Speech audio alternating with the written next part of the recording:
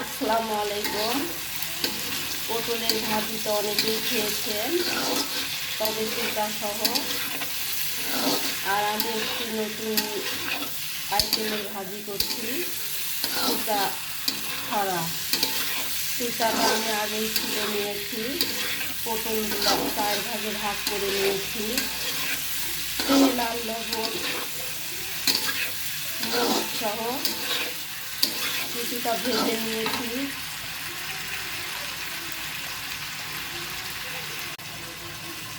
কিছুটা ভাজি হয়ে গেলে পটলটা যখন অর্ধেক সিদ্ধ হয়ে যাবে তখন আমি পেঁয়াজ দিয়ে দিব। পেঁয়াজের পরিমাণটা অনেক বেশি দিব, যেন পেঁয়াজটা একটু লালটা লালটা ভাব আসে। হয়ে গেল আমার পটল ভাজি।